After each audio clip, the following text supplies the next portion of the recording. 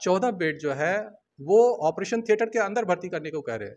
ये सिर्फ एक मानसिक रूप से विकलांग और पागल व्यक्ति ही कर सकते। ये जो लड़ाई है ये ओम शंकर अपने लिए नहीं मांग रहा जी, उसको अपने लिए बेड नहीं चाहिए, मरीजों के लिए बेड चाहिए। कि भ्रष्टाचार को संरक्षण दिया जा रहा है कुलपति महोदय जी। दर्शक का सवाल था कि क्या इतने बड़े सिस्टम के साथ सवाल खड़े करना, लड़ना, क्या प्रोफेसर ओम शंकर सर डरते नहीं? इसलिए है क्योंकि उन्होंने 653 यूनिट जो आईटी के बच्चों ने ब्लड डोनेट किया था और उस ब्लड बैंक के ये इंचार्ज थे, उसको इन्होंने बेच लिया। तो इसलिए जो कमियां हैं, जो गलत काम कर रहे हैं और हृदय रोगियों से 50 बिस्तर छीन रहे हैं, तो ये सच अगर आम जनता के पास जाएगा तो डरेंगे। नमस्कार, अभी हमारे साथ बातचीत करने के लिए बीएचयू के कार्डियोलॉजिस्ट डॉक्टर प्रोफेसर ओम शंकर जी है, जो लगातार बीएचयू प्रशासन के अनियमितताओं पर विभाग तरीके से अपनी आवाज रखते हैं। अभी बातचीत करने के लिए हैं।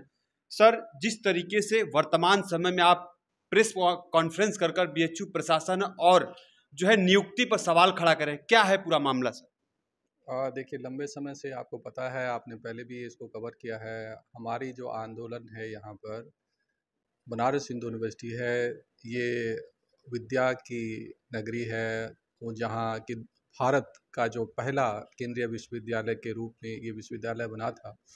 इससे इस आसपास के लोगों के का और इस देश के लोगों का की बहुत सारी अपेक्षाएं थी इससे कि ये ईमानदार शिक्षा प्रणाली होगी, हर व्यक्ति को गुणवत्तापूर्ण और उससे उच्चतम शिक्षा मिलेगा यहाँ।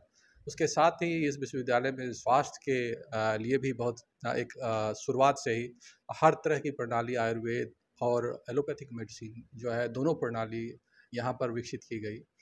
और उसी में जो अभी का मामला है, अभी जो मामला है वो हृदय रोग विभाग से संबंधित है।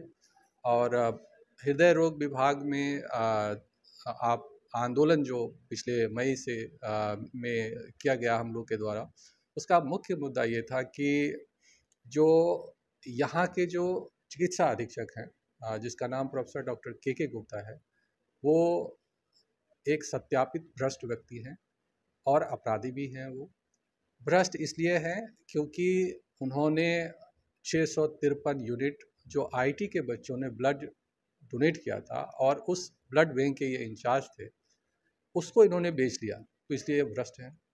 और अपराधी इसलिए हैं कि पिछले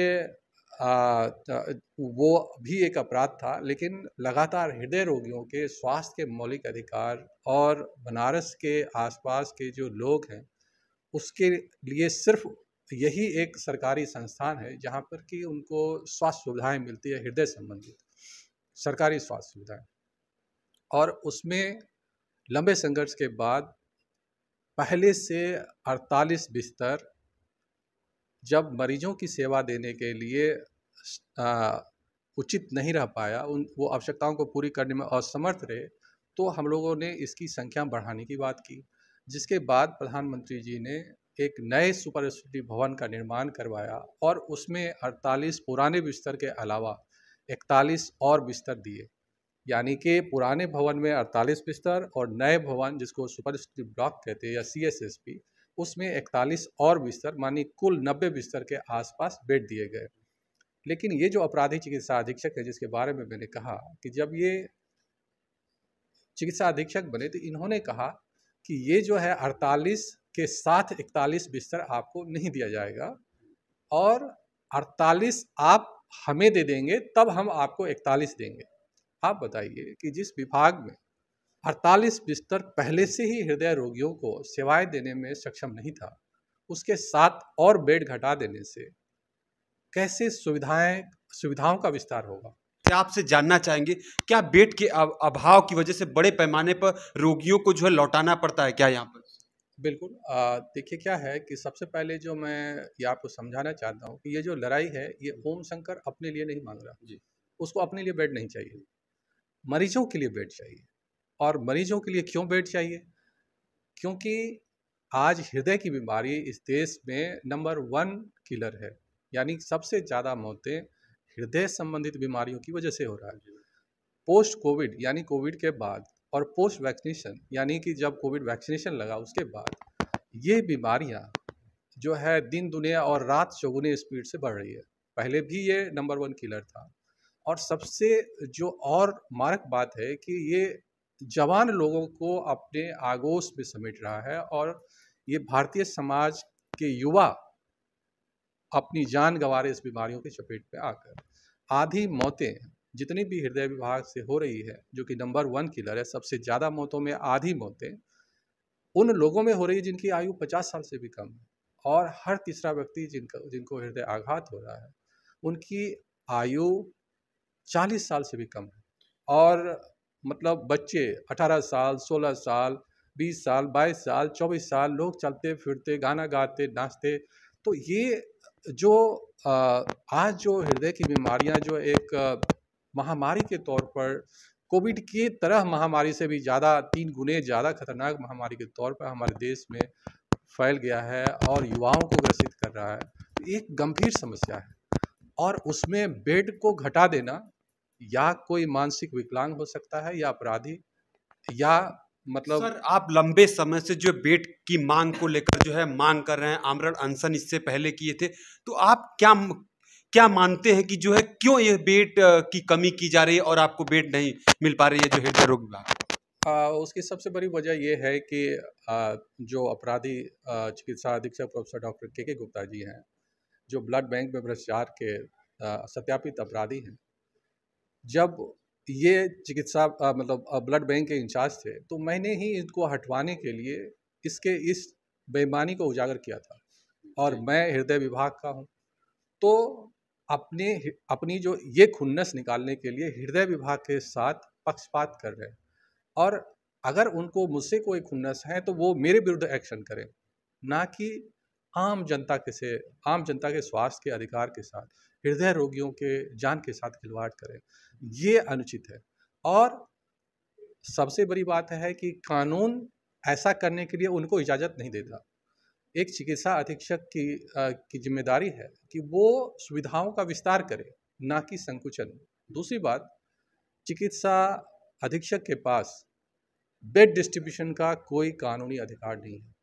इस संबंध में जो अधिकार हैं वो यहाँ के संस्थान के निदेशक, जो कि हॉस्पिटल मैनेजमेंट कमेटी होती है जो बेड से संबंधित फैसले लेते हैं, उसके वो चेयरमैन होते हैं। और चेयरमैन साहब ने ये फैसला लिया था कि हृदय विभाग को 90 बेड के आसपास नए भवन में संपूर्ण चौथा तल्ला पर 2 अलग अलग भवनों में 48 और 41 नहीं देकर, दोनों मिलाकर 90 बेड संपूर्ण चौथा तल्ला के रूप में नए भवन CSSB उस पर ब्लॉक दिया जाएगा। जिस आदेश को मानने से यह प्राथमिक चिकित्सा अधीक्षक प्रोफेसर के गुप्ता जी ने मना कर दिया। ऐसा इसलिए कर पा रहे हैं क्योंकि इनके भ्रष्टाचार को संरक्षण दिया जा रहा है कुलपति महोदय जी द्वारा, और जो निदेशक महोदय थे उनके आदेश का उल्लंघन किया गया। ये निदेशक महोदय का ही खाली निर्णय नहीं था, बल्कि इस संबंध में एक कमेटी बनी थी।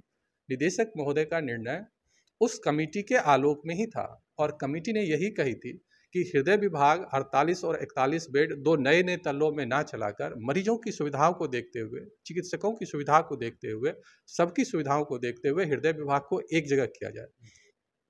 हृदय विभाग को एक जगह किया जाए, ये तो ये मान गए, लेकिन एक जगह करने के बाद जो दोनों बेड अलग अलग है उतना ही बेड वहां दिया जाए, इस बात में बेईमानी कर गए। यानी इनसे 49 बेड हृदय विभाग से छीनने के लिए प्रयास में लगे हैं, और वो छीनकर दूसरे विभाग को देना चाहते हैं। वैसे विभाग को जिसके लिए ऑलरेडी पहले से कैंसर विभाग है, वो कैंसर के लिए 3-3 अस्पताल बनारस में पहले से मौजूद है। पूर्वी भारत का सबसे बड़ा कैंसर अस्पताल इसी विश्वविद्यालय की ज़मीन पर महामना कैंसर इंस्टीट्यूट बाहर बना हुआ है। लहरतारा कैंसर इंस्टीट्यूट बना हुआ है। भाभा कैंसर रिसर्च जो है वो बना हुआ। 3-3 कैंसर इंस्टीट्यूट होने के बाद हृदय विभाग के बेड को उसका देना, जिस बेड को देने का अधिकार भी नहीं है उनके पास, एक जघन्य अपराध और गुंडागर्दी है। और अपने सीनियर को वो डरा भी रहे हैं, यानी निदेशक महोदय को वो डरा रहे हैं कि आप हृदय विभाग के जो आदेश दिए हैं, आप उनको आदेश नहीं दें, उनको बेड नहीं दें, और उनके आदेश की अवहेलना करें, उनके आदेश को नहीं मान रहे। यानी आज के समय में हृदय विभाग को 48 पुराने भवन में और 41 नए भवन में थे, यानी कुल 90 बेड थे, वो अब इसे छीन कर हृदय विभाग को सिर्फ 41 बेड देना चाहते हैं। और उसमें बेवकूफ़ क्या बना रहे हैं कि हमने बेड बढ़ा दिया है। वो बेड बढ़ाने का क्या दलील दे रहे हैं कि जहाँ जिस 3 कमरों में 24 बेड मानक के हिसाब से होनी चाहिए, उस तीनों कमरे में 2-2 बेड जबरन घुसा दिए गए हैं, जो मानकों के साथ खिलवाड़ है। और वहाँ पर ऑक्सीजन और समुचित व्यवस्था वो भी नहीं है, ये भी मानकों के विरुद्ध है। और उसके अलावा 14 बेड जो है वो ऑपरेशन थिएटर के अंदर भर्ती करने को कह रहे हैं। ये सिर्फ एक मानसिक रूप से विकलांग और पागल व्यक्ति ही कर सकता है, क्योंकि अगर ऑपरेशन थिएटर के अंदर अगर मरीजों को भर्ती कर दिया जाए तो मरीज ऑपरेशन से पहले कहाँ रहेंगे, ऑपरेशन होने के बाद जो निकलेंगे वो कहाँ रहेंगे? क्या वो सड़कों पे लेटेंगे? क्या कॉरिडोर में लेटेंगे? ऐसा किया जाना घोर अन्याय है हृदय रोगियों के साथ। और ये प्रधानमंत्री जी को जो है उनकी गरिमा को ये लोग धूमिल कर रहे हैं। ये प्रधानमंत्री जी का संसदीय क्षेत्र है, उनसे निवेदन है कि इस अति महत्वपूर्ण बिंदु को ध्यान दें। और ये जो अपराधी चिकित्सा अधीक्षक हैं, उनके भ्रष्टाचार के समर्थक कुलपति महोदय जी हैं, और जो वर्तमान में हमारे विभागाध्यक्ष हैं। विभागाध्यक्ष पर भी आपने आरोप लगाया है जो अनियमितता के तहत उनकी नियुक्ति हुई है, तो ये पूरा मामला क्या है? ये आरोप नहीं है, ये सच्चाई है। सच्चाई है कि जब यहाँ पर नियुक्ति के लिए अर्हता निकाली गई थी, तो उसमें सबसे महत्वपूर्ण यानी कि अनिवार्य अर्हता जो थी, वो अर्हता थी कि आपको डीएम कार्डियोलॉजी होना चाहिए। तो ये डीएम कार्डियोलॉजी की डिग्री इनके पास थी ही नहीं, और उसके बाद भी इनकी नियुक्ति कर दी, यानी कि फर्जी नियुक्ति है इनका। और इसके साथ ही ये घर पर मरीजों को भी देखते हैं, यानी प्राइवेट प्रैक्टिस करते हैं, जो दोनों ही अपराध है। और दोनों ही वजह से एक सरकारी डॉक्टर प्राइवेट निजी नहीं चला सकता। बिल्कुल नहीं चला सकता। ये जो टर्म एंड कंडीशन के विरुद्ध है, और इसलिए भी उनके विरुद्ध कार्रवाई होना चाहिए, क्योंकि फर्जी नियुक्ति है। तो फिर यहाँ रहने का, और जो सहायक आचार्य नहीं बन सकते थे यहाँ पर, वो आज प्रोफेसर और विभागाध्यक्ष बन गए हैं। ये है बनारस हिंदू यूनिवर्सिटी, जो कि विद्या की नगरी थी, जो महामना चाहते थे कि ये दुनिया में रोशन करे, यहाँ के लोग एक स्टैंडर्ड सेट करे। क्या आप मानते हैं कि कुलपति को, यहाँ के जो बीएचयू के कुलपति के अंदर ये सब हो रहा है, क्या उनको ये सब की बिल्कुल सारी चीज़ें जानकारी, वो खुद ही सब में लिप्त हैं। वो खुद ही कानून की धज्जियां उड़ा के रह रहे हैं। वो ही नियुक्तियां किए जा रहे हैं पिछले 3 साल से, जिन नियुक्तियों का उनको अधिकार नहीं है, क्योंकि एग्जीक्यूटिव काउंसिल ही नियुक्तियां कर सकती है। उसके बाद अपने जो एडवाइजर रख रहे हैं, एडवाइजर कोई पोस्ट होता नहीं है बनारस हिंदू यूनिवर्सिटी के कानून में। तो और भ्रष्टाचार को खुलेआम समर्थन दे रहे हैं। भ्रष्टाचार में खुद उन्होंने ये हमारे विभाग में जो पूर्व के विभागाध्यक्ष ने यहाँ पे उपकरणों की खरीद की थी, उसमें जहाँ भ्रष्टाचार किए गए थे, उन फाइल पे साइन करके उनको पास किया है। तो उनके विरुद्ध तो खुद ही भ्रष्टाचार के सबूत है। वही सर, जो है आप प्रेस कॉन्फ्रेंस रुकवाने का भी यहाँ के अधिकारियों पर आरोप लगाया है, तो क्या था वो मामला? तो डरेंगे ना, सच से तो डरेंगे ना। अपनी जो कमियां हैं, जो गलत काम कर रहे हैं, और हृदय रोगियों से 50 बिस्तर छीन रहे हैं, तो ये सच अगर आम जनता के पास जाएगा तो वो डरेंगे ना इससे, कि आम जनता को इससे आहत होगी, प्रधानमंत्री जी की गरिमा को ठेस पहुंचेगा, क्योंकि ये उनका संसदीय क्षेत्र है, ये उनकी जनता है, उनके जनता है। एक दर्शक का सवाल था कि क्या इतने बड़े सिस्टम के साथ सवाल खड़े करना, लड़ना, क्या प्रोफेसर ओम शंकर सर डरते नहीं है क्या? अगर डरता रहता तो इतने दिन से लड़ता क्या? 21 दिन आमरण अनशन करता क्या? सस्पेंड होने के बाद भी फिर से लड़ाई लड़ता क्या? डर किससे? देखिए, मौत और जीवन तो एक सच्चाई है, जो पैदा लिया है उसको मरना ही है। अब सवाल ये है कि आप जीवन में क्या करके मरना चाहते हैं? अपने लिए जीकर मरना चाहते हैं, या समाज के लिए, जो कि मनुष्य एक सामाजिक प्राणी कहा जाता है, उस समाज की बेहतरी के लिए अपने जीवन में कुछ करके मरना चाहते हैं? मौत तो है ही, आएगी ही एक दिन।